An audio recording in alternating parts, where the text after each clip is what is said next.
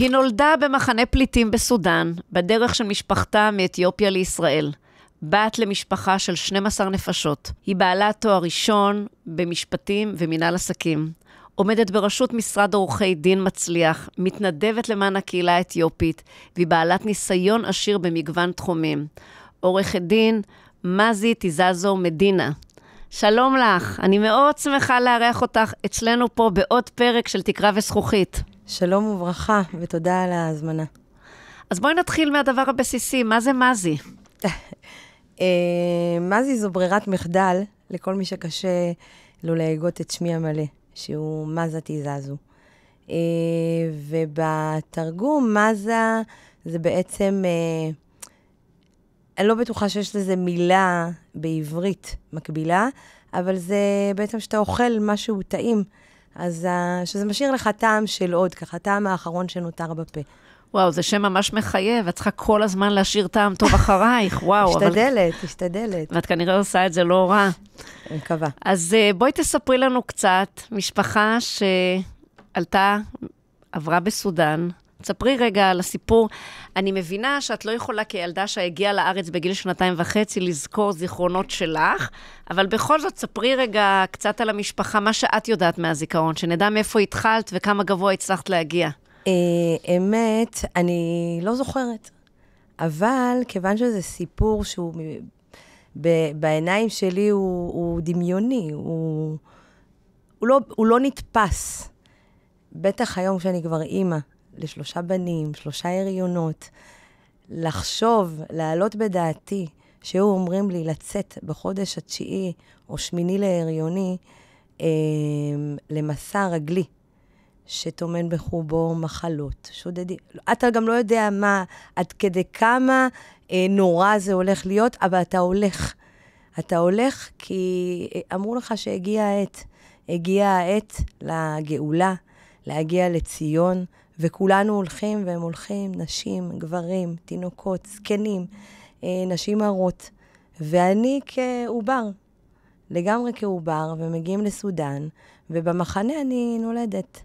אז אין לי זיכרונות, אבל יש לי כל כך הרבה הערכה לאומץ, לרוח, לאמונה, שעל זה אני לגמרי מוכירה. זאת אומרת, אני היום אחרי שהריתי וילדתי בבית חולים מסודר בישראל, אני חושבת שאימא שלי ילדה אותי בתוך מחנה פליטים בסודן. וואו. כן, בתוך מסע אבל. מסע לתוך אמונה. לברר, סוף סוף הייתה השעה לברר כמה האמונה הזאת שלהם היא אמיתית. ובסוף זה מתגלה. אז כן, אז אני חלק מסיפור שאני, אני הביטוי שלו, הביטוי של החלום. ולכן זה בהחלט מחייב. כמה זמן ההורים שלך ידעו שמתישהו ארץ ישראל, מדינת ישראל, תהיה חלק מההוויה שלהם?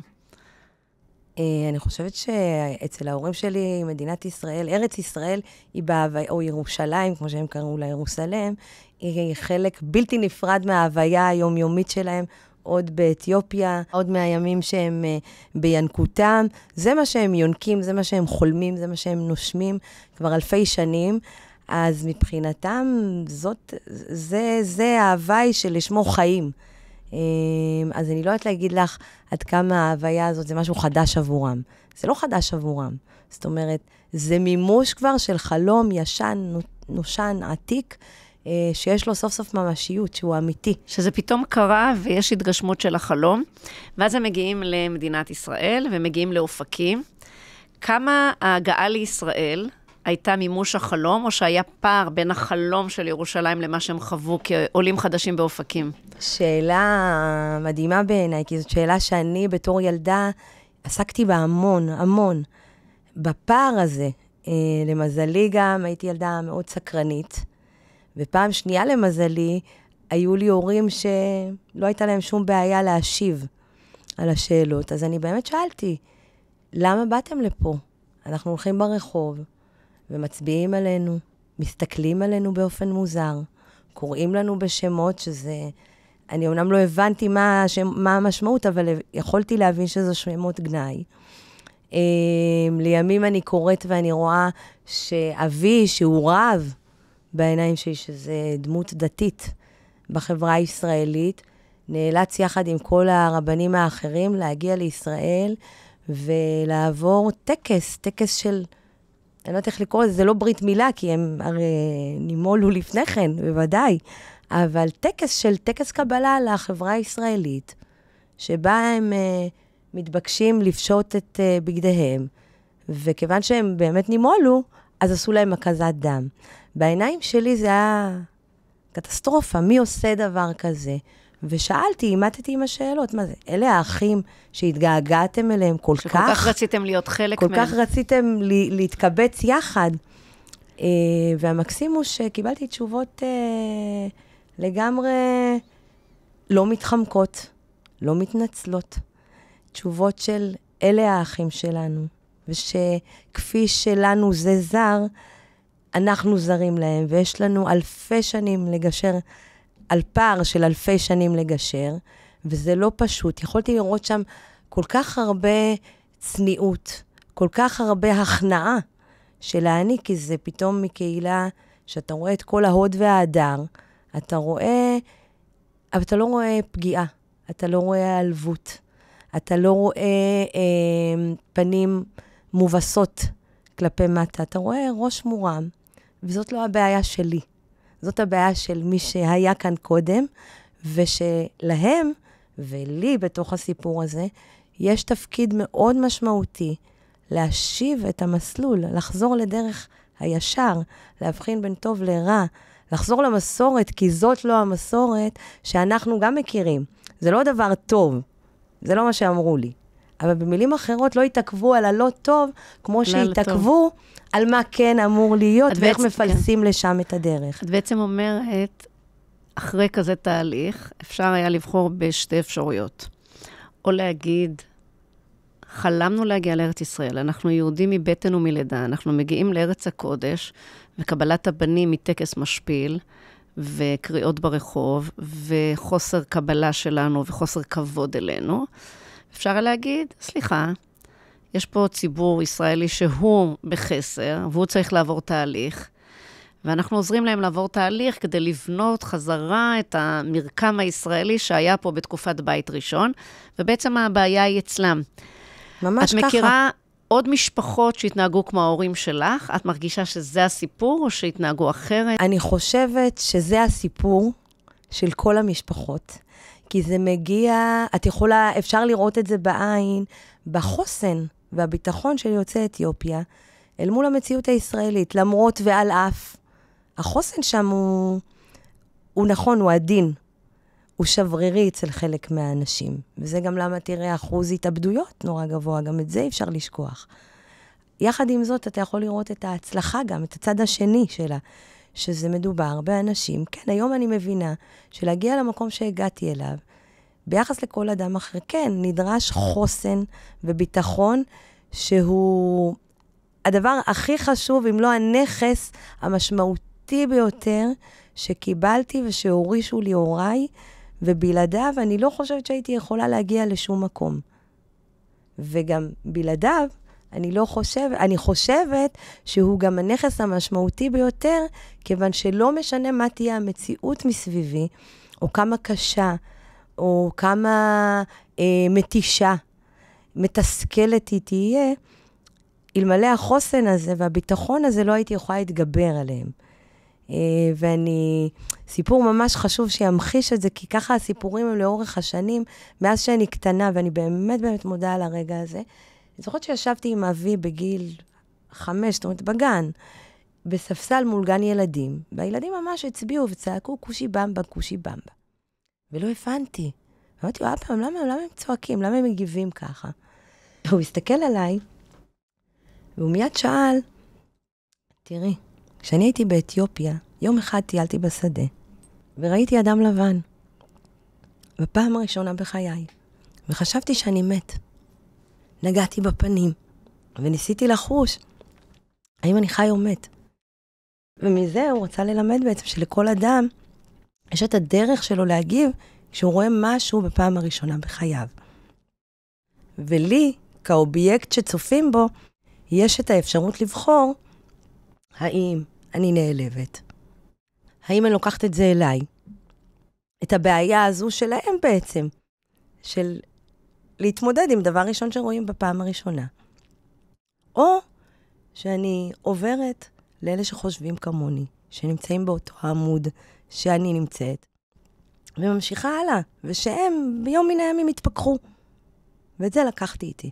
ואני שמחה על השיחה הזאת. אז זה מרגש אותי שבפרספקטיבה של יותר מ-30 שנה, את נזכרת בסיפור של ילדה בת 5, ואת אומרת, זה הטביע בי חותם, ובעצם גרם לי להתייחס לכל החברה במבט של העיניים שלהם. כאילו, ולהגיד, הוא בבעיה, הוא בחסר, הוא בבורות. בדיוק. ולכן אני לא לוקחת את זה אליי. ואני בונה את עצמי מהמקום שאני אומרת, אני צריכה לעזור לו לבנות את עצמו ולהכיר וללמוד עולם ולהכיר ולהרחיב את רוחב היריעה של ההבנה שלו את העולם. זה אפילו יותר מזה. זה לא לעזור לו, כמו להשקיע בעצמי ביכולות ובתפיסות שלי, לשתף את האחר, כדי שהתהליך לאחרים יהיה הרבה יותר מהיר. שהם יבינו שבסוף השונות הזאת היא משהו שאפשר רק לקחת אלינו ולאמץ. כי בסוף, אם אני נושאת בי מטען מאוד מוגבל, סך הכל הוא מוגבל, לתפיסות העולם שמהן אני מגיעה, לתרבות שממנה אני באה. אבל אם אני לא אלמד להרחיב את העולמות האלה, אז אני אשאר בסוף מקום מאוד מצומצם, גם בחשיבה, גם בשאיפות אפילו, או באמונה. מה אפשר לשנות? אי אפשר לשנות. מה התפקיד שלי פה בכלל? האם אני מוגבלת ביכולות? לא מוגבלת. האם אנחנו לבד פה כפרטים, או שיש לנו תפקיד גם בביחד הזה? וכן, הדברים האלה לאורך השנים, זה שיחות שהיום כבגירה אני יכולה להבין כמה חוכמה זכיתי לקבל מהדברים הכי פשוטים, מזה ששאלתי שאלות, מזה שמישהו בצד השני התייחס לשאלות ברצינות, ונתן לי את הכלים שלימים בגיל 18, ממש ברגעים האחרונים של אבי, על ערש דווי, אז זה היה משפט שממש לקחתי איתי, וניסיתי לפענח כל השנים להבין למה הוא מתכוון, ואומר, תראי, אנחנו כקהילה לא הבאנו איתנו שום דבר. מה הבאנו? קצת צדה לדרך. לא הבאנו הון, אין לנו נכסים. אבל הבאנו אתכם. הבאנו את הילדים שלנו, שהם נושאים את המסורת, את המסורת עתיקת היומין, ששמרה על עם ישראל ועלינו כל כך הרבה דורות, ואת זה אני רוצה שתשמרו בכל מקום שתגיעו אליו, ואחרי שתגיעו, אז תהיו גם מספיק חכמים, גם אף פעם לא דיבר אליי אישית, אלא לכל ילדי הקהילה. תהיו מספיק חכמים לדעת איך להנגיש את זה חזרה. גם בעשייה וגם באופן אקטיבי. ובחוויה שלך, אחרי כזאת, זה מרגש שאבא אומר, כזאת צוואה לבת שלו על ערש דווי, ברצון מצד אחד, אנחנו כחברה ישראלית מאוד רוצים שכל קבוצה תרגיש שיש לה זהות ויש לה מסורת, ושמכבדים את המסורת הזאת, ושיש לה מקום ללבוש, לשפה, לזהות, להיסטוריה. ומצד שני, יש לנו איזה עניין לייצר פה איזו ישראליות. ואנחנו תמיד במתח הזה בין שמירה למיוחד לבין ישראליות. אז אנחנו כבר לא מדברים על תקופת כור ההיתוך, שאמרו, כולם צריכים להיות אותו דבר, אנחנו כבר בדור אחר. איפה את מרגישה בחוויה שלך, שיש איזה רצון, מצד אחד, זה התרבות, זה המסורת, ומצד שני, אנחנו ישראלים? כשאני מדברת על התרבות והמסורת, בתפיסה שלי זו התרבות והמסורת לא של הקהילה האתיופית. זו התרבות והמסורת הישראלית, האותנטית, הנקייה. רגע לפני שבנו עליה נדבכים על גבי נדבכים של כל מיני יהדויות שהגיעו מהעולם, מהתפוצות, ואולי קצת נכנסנו לשם, נכנסו לשם, כי אני לא הייתי, נכנסו לשם כל מיני אלמנטים של כוח, של מערביות. ככל הנראה שזה מה שקרה. אבל אני חושבת שאנחנו נמצאים היום אחרי שנים שעסקתי במאבקים חברתיים, בזעקה, בתסכול. איך אף אחד לא רואה מה קורה פה? הרי בסוף זה עניינים של מוסר וצדק. אז אחרי הרבה שנים של תסכול והתבוננות עכשיו, כי אני כילדה כבר אוהבת נורא להתבונן ולשאול שאלות, אני מתבוננת על הדברים, ואני אומרת גם לעצמי, אנחנו נמצאים בתהליך התפתחותי, אבולוציוני שלנו כעם, כי סוף סוף הגענו הנה, כולם הגיעו. עכשיו אנחנו באמת מתמודדים עם כל הנדבכים שבנינו, והאם, רגע, בנינו נכון את הקומות? יכול להיות שפספסנו משהו בדרך. אני חושבת שהיום גם, זה הרגע, התקופה מה-7 באוקטובר, לי חידדה, עם כל השכול והצער והכאב שאנחנו עדיין חווים. אני חושבת... רק נגיד שאופקים חוותה, במיוחד בשכונת הגפן, אופקים חוותה נכון. אסון נוראי, כ-50 הרוגים ביום אחד, בשכונה אחת, אנשים שהלכו לבית כנסת, אנשים שבחדר המדרגות שלהם לא היה להם לאן להסתתר, אנשים שרצו למיגונית, אנשים שרצו להציל, שוטרים. לגמרי. גיסי בנס ניצל, שחי באופקים עד היום, והולך לבית כנסת, באותה שבת, זו הייתה השבת הראשונה בהיסטוריה שלו בישראל, שהוא לא הרגיש טוב, והוא פשוט נכנע, ולא יצא. אלה שיוצאים איתו זה כאלה שביניהם נהרגו. וזה כל כך קשה לראות את מה שאנחנו חווים, אבל מצד שני אני פתאום שמה לב, שכשאני מחברת את כל הדברים, אני אומרת, רגע, אנחנו בתהליך טוב דווקא. כי פתאום, הנה, הקול שקודם זעקתי שישמעו אותו, או הדברים, או תוכן המהות של הדברים שאני רוצה לומר, ומנסה לזעוק אותם כל כך הרבה שנים, זה יותר מ10.5. פתאום היום, בנחת נשמעים, בנחת יוצאים. אז זה רק מעיד לי וממחיש שאנחנו בתהליך טוב, תהליך של חברות. פתאום אנחנו מדברים באותה השפה, פתאום אחדות היא לא מילה גסה, ולהיות יהודי, מסורת, כולם מחפשים ואומרים מסורת. וואו, חילונים, דתיים, איזה יופי. כולם צמאים למסורת שמחברת אותנו. שבויים, פדויי שבי, חוזרים. מלאי אמונה, הם לא משכנעים לדבר אותה, הם חיים אותה מתוכם. זה מדהים. אבל בעצם, במידה רבה, כנראה היינו צריכים משבר מאוד מאוד גדול. נכון. שינער אותנו. ואנחנו נכנסנו למשבר הזה ברמה של שבר לאומי חברתי מאוד גדול, באמת בתחושה שאין סיכוי שיקרה פה משהו, ודווקא השבר המאוד מאוד גדול הזה, שהרגו בנו, טבחו בנו ללא הבדל, קיבוצניקים, תושבי אופקים, דתיים, חילונים, בדואים, גברים, נשים, בעצם את אומרת, זה גרם לנו רגע לשאול את עצמנו במה אנחנו מאמינים, ומה מייחד אותנו, ולמה אנחנו כאן. נכון. ומה מאחד אותנו כאן, ומה מייחד אותנו כאן, ועל מה אנחנו מוכנים להשקיע. והאם את באמת מרגישה שהחוויה הזו של 7 באוקטובר עשתה את תהליך הקליטה אחר, עזרה לו? אני חושבת שאנחנו עכשיו, ממש בימים או בתקופה של בחירה. אני לא בטוחה שכעם, ואני מתייחסת כעם, זה על כל חלקיו כמה שניתן, אנחנו מבינים מה הבחירה האמיתית. בין מה למה. אני חושבת שיש פה כאוס ובלבול,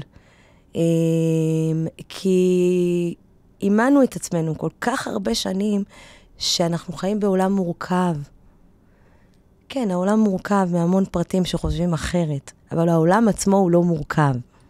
זאת אומרת, אני כל כך הרבה שנים, גם בעשייה המקצועית שלי, תמיד נכנסת, ואני מזהה שהיכולת שלי בסוף, היא מיוחדת או שונה, או הערך המוסף שלי, הוא היכולת לפשט סיטואציות. למה? כי בעיניים שלי, העולם הוא לא באמת מורכב. הוא יכול להתאפס ככזה, אצל מי שלא מבינים את העולם, ואת הפשטות שבו. זאת אומרת, הרבה פעמים אנחנו נותנים לרעשי רקע, לקבוע סדר יום, ולהיות המהות. במקום להגיד, רגע, זה רק רעש, בוא נשים רגע את הרעש בצד, בוא נפשט את התהליך, ובסוף אפשר להגיע לפתרונות יותר קלים, יותר פשוטים, אם מזיזים רגע הצידה את כל מה שלא הכרחי. יותר יצירתיים אפילו. כן, כל רעש שלא הכרחי לפתרון הבעיה, לפתרון המשבר. נכון. וזה מה שהביא אותך לבחור להיות עורכת דין. ככה מעניין אותי איך ילדה מאופקים, בוחרת ללכת ללמוד באוניברסיטת המשפטים ולהיות עורכת דין. מה, תספרי לנו רגע על הדרך. לא פשוט, וזה גם מצחיק. כי בעצם, ומצחיק שאנחנו דנו על בחירה רגע לפני, וזו שאלה שאני באמת מנסה, מתבחבשת בימים האחרונים לעניין הבחירה, ואם יש לנו זכות כזאת בכלל. ומסתכלת על התהליך שלי בחיים ההתפתחותי, ואני מסתכלת ואני אומרת, רגע, בכיתה ב' בערך, זאת הייתה הפעם הראשונה שאמרתי שיהיה עורכת דין. עכשיו, לא אמרתי את זה... מאיפה ידעת? יפה, לא ידעתי. מאיפה פגשת מילה עורכת דין? פשוט הגעתי לבית ספר, כיתה ג' סליחה. הגעתי לבית ספר חדש, והמורה עשתה סבב שמות, וכל ילד היא אמרה, תאמר את שם המלא שלך, ותאמר, במה אתה רוצה לעסוק שתהיה גדול? אז כולם אמרו את שלהם, ואני הגיעו אליי בין האחרונים. אז לקחתי משהו שהיה נשמע לי נחמד מבין כל הדברים שאנשים אמרו. אמרתי, עורכת דין נשמע לי דווקא נחמד, צדק, בית משפט, ואימצתי את זה.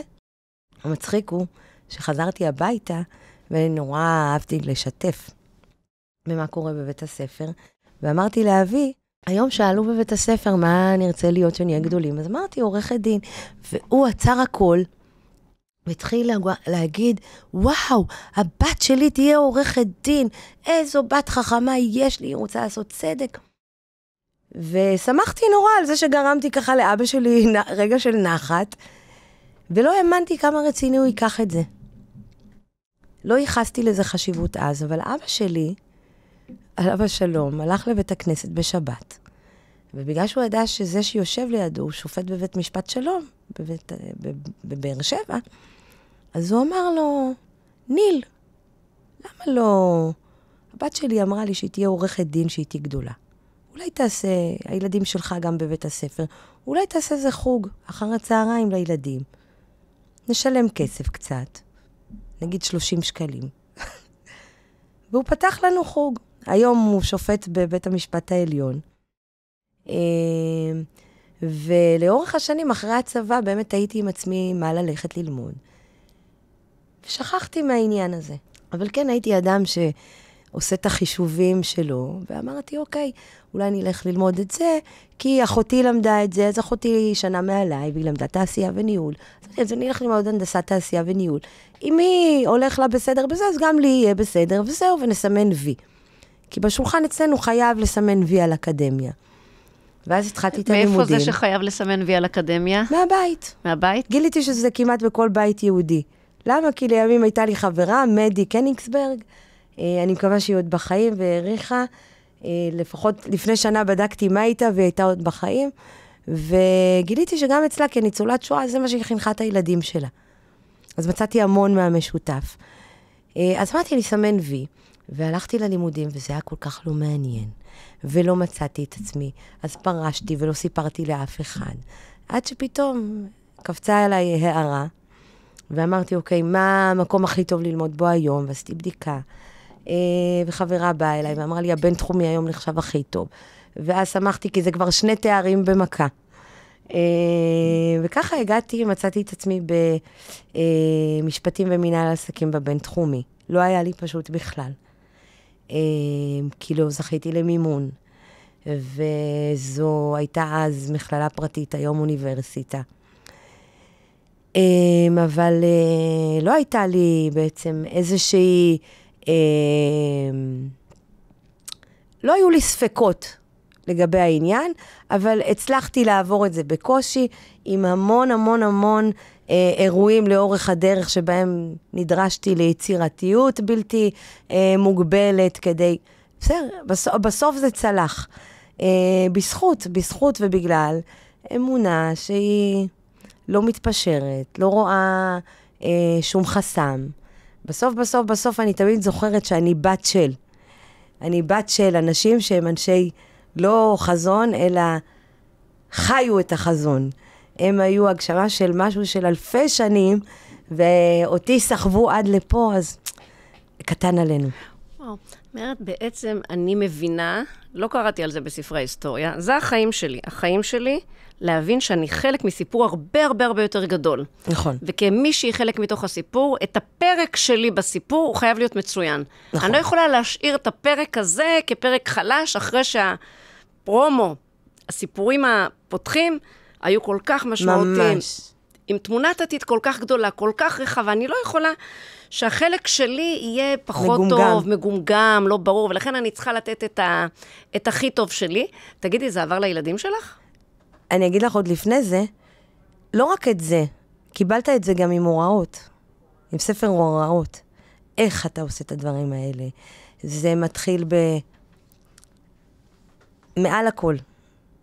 הכרת הטוב ותהיה טוב. תרבה בטוב, כל הזמן. כל הזמן. עכשיו, בהתחלה אתה לא מבין, אבל אז אתה רואה את ההורים שלך, ואתה רואה את זה במעשה. זה לא סיסמה תהיה טוב.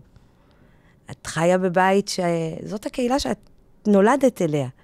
את רואה את הנשים, את רואה כמה הן נרתמות זו לזו. את רואה מישהו, רגע של אבל, בשניות, אין טלפונים, לא היה שום דבר. תוך 5 דקות כל הנשים מגיעות, אחת עם שמן, אחת עם סוכר, אחת עם בקבוק קריסטל, אחד עם 10 שקלים, אחד עם 20. אתה רואה חיים כל כך שופעים לצד, ברמת החומר המערבי שהכרתי אותו זה מצחיק, אני תמיד קודם כל חיים מקבילים, בחיים המקבילים שלי, בקהילה הישראלית אני אקרא לה, הייתי רואה את הדלות בחומר אל מול השפע ברוח, שברור שבחרתי ברוח, כי הבנתי שככל שהרוח שלי תגדל מתוך הדברים האלה, אין לי שום גבול לשפע החומרי שאני יכולה להשיג. אבל יש פה עניין עוד יותר גדול. זאת אומרת, אנחנו כאנשי חינוך יכולים לדבר על עשיית הטוב, ועל זה שצריך להיות אנשים טובים, ועל זה שצריך לתרום, ואפשר להקריא ציטוטים ולהקריא שירים. נכון. אבל בסוף ילד מתחנך ממה שהוא רואה, לא ממה שאנחנו אומרים לו. ממש. זאת אומרת, צריך להגיד, להמשיג את הדברים, אבל בסוף מה שנכנס לתודעה, זה חוויה הפנימית של מה הילד רואה וחווה. חווה, ממש. וילד יודע לזהות זיוף. הכל.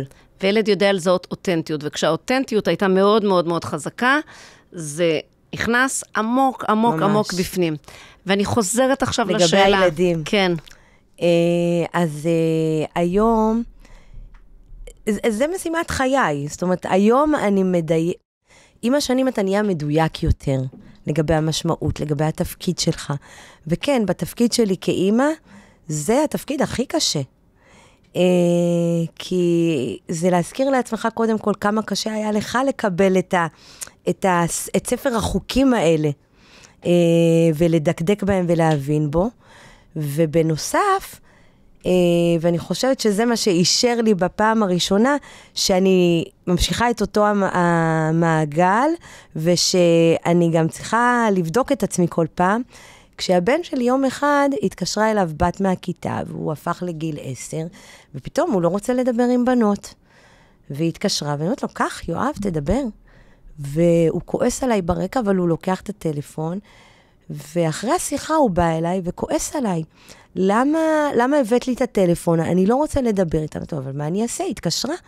אז הוא אומר לי, וגם יכולת להגיד שאתה לא רוצה. הוא אומר לי, ואז הוא ענה לי, הוא אומר לי, אמא, את זוכרת שאני הבן שלך?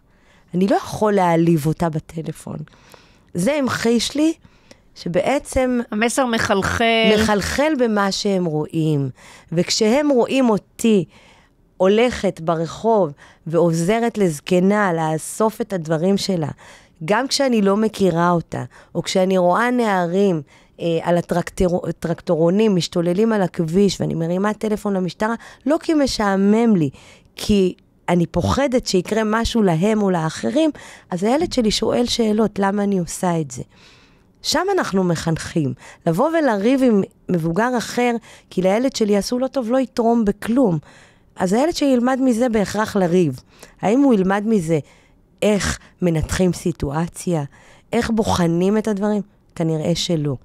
והיום, לא במרומי גילי, אבל כשאני כבר אימא, אני כל כך מוקירה, ואומרת לעצמי, איזה מזל שנולדתי למשפחה הספציפית הזאת, כי... ואיזה כיף היכולת להכיר תודה בפרספקטיבה לאחור, כשאת כבר אישה מצליחה, מנהלת משרד, נותנת שירות, בעצם להגיד, הכבוד שלי, כל העולם הערכים שלי, אני יודעת להסתכל אחורה, לדעת להגיד לעצמי, את זה קיבלתי מאבא שלי. אנחנו עסוקים כל הזמן בלחשוב איך אנחנו בונים חברה יותר טובה, ואנשים יותר טובים. יש איזה שלב שבו את הרגשת שבתוך האמביציה שלך ובתוך ספר ההוראות שקיבלת, פה הייתה תקרה שחסמה אותך, שלא אפשרה לך להתקדם? לי קשה עם המונח תקרה וזכוכית, כי מבחינתי הם לא קיימים.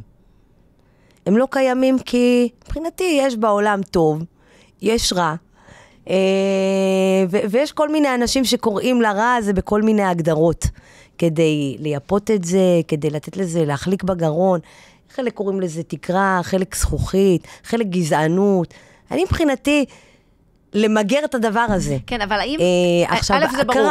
עכשיו קרה. אז ספרי לנו סיפור אחד. וזה קרה, זה היה רגע של משבר מאוד גדול, לגבי השיוך שלי לתוך העם הזה. כי אני מוצאת את עצמי פתאום בסיטואציה של איך יכול להיות שהעם שמשותף לי ולא, אמור להיות בתפיסה שלי, בסיס ערכים ואמונות מאוד מאוד ברור, שקודם כל להיות טוב, להבין שמוסר וצדק, זה בסיסה של היהדות שאנחנו גדלים עליה. בלי זה אי אפשר לקיים מצוות. אתה לא יכול להבין מהי מצווה אם אתה לא מבין מהו מוסר וצדק בסיסי. וכל הדבר הזה מתנפץ עליי כשאני מבינה שרוב העם שלי, לשיטתי ותפיסתי באותה עת, לא חושב כך. שהבסיס שלנו הוא לא אותו בסיס. ואני אומרת לעצמי, וואו, רוב האנשים שהבסיס שלנו דומה, זה או החברים שלי או הדומים לי, וזה פוגש אותי פתאום, שאני צועקת במחאות, ואני אומרת, רגע, אנשים לא מזכירים דירות לאתיופים, זה לא אמיתי, שאני מוצאת את עצמי, הולכת יחד עם מלא מלא מלא אתיופים, וקצת אנשים לא אתיופים, לא כאור, צועקים על דבר כזה בקריית מלאכי. רגע, לא אתיופים צריכים לצעוק את זה. לא אנשים שחלשים בסיטואציה, כי כשלמישהו מרביצים קשה לו להגיב חזרה. כי לאדם זקן, כשפוגעים בו, הוא לא יוכל להגיב, או נכה, או מישהו שמרגיש טיפה חלש, זה לאו דווקא כי הוא חלש באמת, הוא במקום של מצוקה. זה גם הדבר שנורא קשה לי, משפחות החטופים. הם הזועקים, איך אדם צריך כרגע לפנות את עצמו לתוך התפילה, לתוך השיח הפנימי שלו, לתוך המשבר הזה, צריך להניח את זה בצד, ולצעוק עכשיו, תחזירו לי, אנחנו צריכים לצעוק, אנחנו צריכים להיות הכל, אנחנו צריכים להיות הפה, אנחנו צריכים להיות הכל, כדי שהדברים יקרו פה. בעצם וזה חברה... מה שתסכל אותי המון שנים. שמצפים ממני כאתיופית להיות המנהיגה, להיות לא, אנחנו, לא האתיופים. אני להפך, המון באולפנים ישבתי ואמרתי, ביום שאדם שהוא לא דומה לי חיצונית, ילחם על משהו. זעקה שהיא לכאורה שלי, אנחנו בעידן טוב. כן.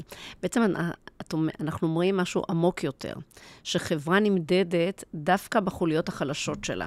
נכון. וכשיש מצוקה שבעצם בחור אתיופי לא יכול לשכור דירה, זה צריך להטריד לא אותו בוודאי. כן. אבל היום זה הבחור האתיופי, מחר זה מישהו אחר.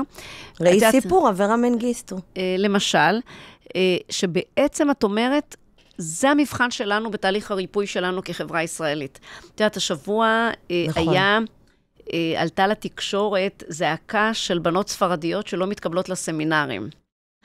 ואני חושבת את אותו דבר, זה לא סוגיה חרדית ולא סוגיה של בנות מזרחיות. וואנס מותר לא לקבל בת לבית ספר. סוגיה שלנו, כחברה להתמודד איתה. רק בגלל שהיא מזרחית, ומותר לא להשכיר דירה רק בגלל שאני אתיופי, ומותר לי לקבל חינוך פחות טוב רק בגלל שאני גר באזור מסוים. מי שחזק צריך להיות זה שנאבק על זה. ובעצם בדיוק, המבחן שלנו כחברה, הוא ביכולת שלנו להגיד, אנחנו נאבקים במקומות שבהם אנחנו מסודרים. בדיוק. כשאני מסודר זה בסדר. עכשיו תילחם על המקומות של לצאת מאזור הנוחות. כדי להבטיח את הבסדר שלך. נכון. אגב, כי היום, כשיש סיפורים הזויים, שקורים בכל מיני קהילות, כי היום כולנו חשופים, כשאנחנו עוברים הלאה, אגב, עוברים הלאה מתוך השריר המאומן שלנו בזה, בסדר, זה עניין שלהם, בטוח יסדרו את זה. לא יהיה מי שיפקר את זה. זה גם, אבל גם עם השנים אנחנו מפתחים תחומי עיוורון. בדיוק. ואתה נכנס לתוך אזור הנוחות שלך, אתה אומר, אני נמצא שם. וגם, יש כל כך הרבה משימות חברתיות, לאומיות, אי אפשר לצפות ממני להיות פתוח וקשוב לכל עוולה. אבל כשאתה מפתח אטימות לעוולה, היא הופכת בסוף לחזור אליך, כי כשמותר לפגוע במישהו, ומותר לא לתת מקום אמיתי למישהו, זה יכול להגיע לכל אחד. אני עכשיו רוצה לשאול אותך. זה מה שקורה לנו היום. לגמרי. אני רוצה לשאול אותך, עכשיו מקשיבות לנו, מקשיבים לנו, אלפי צעירים. ואני חושבת על הנערות שגרות באופקים, בבאר שבע, בתל אביב, וכשהם יגדלו, מה הם צריכות לעשות בשביל להיות מזי?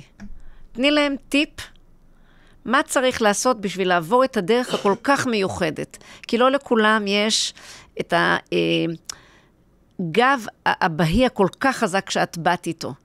אז תני לנו 2-3 טיפים. תראי, הטיפ המרכזי, קודם כל, הוא לא להיות מזי. הוא להיות מי שהן. לשאת את המטען שנולדת איתו בגאון. כי אתה פה, סימן שמישהו ביקש שתהיה פה. לא מישהו שהוא אנושי אפילו. היקום צריך אותך פה כדי שתהיה במלוא הדרכה, במלוא כישוריך. ועם הייחודיות הספציפית לך. כי אם כל העצים היו אותו הדבר, לא היה פה עולם יפה. אם כל הפרחים היו מפיקים את אותו הריח ואת אותו הצבע, לא היינו בשחרון חושים כזה גדול מהיקום ומהעולם ומפלא הבריאה. אז אני, מבחינת טיפ כטיפ, זה באמת למצוא קודם כל פנימה את הייחודיות שלנו, לאהוב את אותה ייחודיות, להבין במה טמון כוחנו, זה בדרך כלל במה שמיוחד לנו, ומשם להרחיב כמה שיותר את האנשים שדומים לך, לא במראה, לא בכישורים, אלא ברוח הערכית שאתה נושא איתך, באידיאלים שאתה סוחב. זה לפחות מה שהוביל אותי למקום שאני נמצאת בו, וכששואלים אותי מה הוביל אותי, לא אני הובלתי את עצמי, לא בזכותי, שום דבר הוא לא בזכותי. בואי לא נקטין. לא, הוא בזכות המון המון המון המון המון המון עצות טובות בדרך, אנשים מיוחדים שהגיעו ונקרו בדרכי, ראשיתם בהוריי, אחרי זה בכל אדם שפקחתי את עיניי לרווחה, לראות את הטוב שהוא יכול לתת לי, ולנעוץ בי כדי שאני אהפוך להיות מי שאני. היום אני במקום שאני מבינה את תפקידי, וכן, גם ברוח המקצועית שלי, אז אני אדם הרבה יותר נדיב, אדיב, שירותי, וזה מה שמייחד אותי מעבר למקצועיות שאני מביאה. ואני מאחלת לכולנו שבאמת מתוך אותה ייחודיות נדע להרכיב מארג או הריג יפה של העם היהודי, כי זה התפקיד שלנו. זו הסיבה שאנחנו יכולים להיות אורו של עולם, או החושך של העולם. בסוף, כל אחד מאיתנו מייצג בנראות שלו, בתפיסה שלו, במחשבות שלו, איזשהו מישהו שנמצא בכלל בסקנדינביה או בלא יודעת איפה. ואנחנו קיבלנו על עצמנו לחבר את הדבר הזה לעם אחד שיש לו מוסר, צדק קודם כל, ואחרי זה עוד מצוות ועוד מצוות ועוד מצוות. ויש פה בהחלט אמירה מאוד ברורה, שכדי להיות אדם טוב, אז זה גם הכרה בעבר שלנו, לא להתכחש לו בשום שלב, לקחת ממנו את כל הטוב, וגם לאורך כל הדרך לראות אנשים טובים שנותנים עצות, ולדעת לברור מה העצה שמקדמת אותי, ומה העצה שאולי טובה, אבל היא לא בהכרח תשפיע. וגם יש משהו בלראות בשונות הזדמנות. הרבה מאוד פעמים, גם אם אנחנו לא מודים בזה בכל, אנשים אוהבים להיות בסביבת הדומים להם. דומים להם כלכלית, דומים להם פוליטית, דומים להם חברתית, דומים להם מעמדית. ובעצם יש בזה גם משהו נורא משעמם. והיכולת להגיד, משהו בשונות הוא הזדמנות. משהו בשונות הוא גם מאפשר צמיחה, וגם משהו בשונות בתוך מדינת ישראל, שהיא באמת מדינה שנבנתה מקהילות שונות, שבאו מכל כך הרבה סוגי תרבויות, בתקופות שונות של המדינה, והיכולת לראות בכל צבע תרתי משמע, משהו שמוסיף למגוון גם תרבות ואושר, לא כסיסמה, אלא באמת כמקום אמיתי ועמוק, ולראות בזה את המגוון הגדול של הפרחים ושל העצים ושל הריחות. יש פה באמת איזו הזדמנות גדולה. זה לא מסע קל, ואני מתרגשת שאת מדברת על זה שהכל נמצא בתוך מסע. ואין איזו פעולה אחת שאנחנו אומרים, עשינו אותה וסימנו וי והאירוע מטופל. אלא זה מסע ארוך ואלפי פעולות קטנות של מבט, של חיוך, של שיחה, של עצה, של פקיחת עיניים, של הדרכה, של מבט.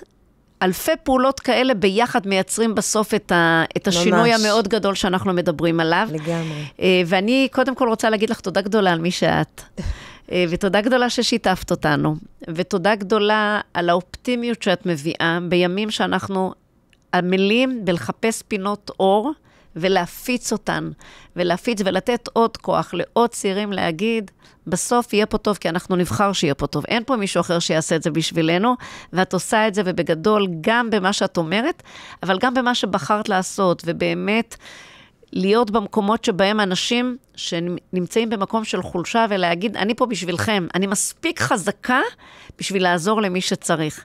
אז תודה גדולה לך, ותודה שהיית איתנו, ותמשיכי להיות מי שאת, כיף גדול. תודה רבה לך, ובכלל על ההזדמנות להשמיע, להישמע, כי זאת לגמרי מטלה שלקחתי על עצמי, להשמיע יותר ויותר בנחת רוח ומתוך אהבת חינם, מבלי להתייחס לזה כסיסמה.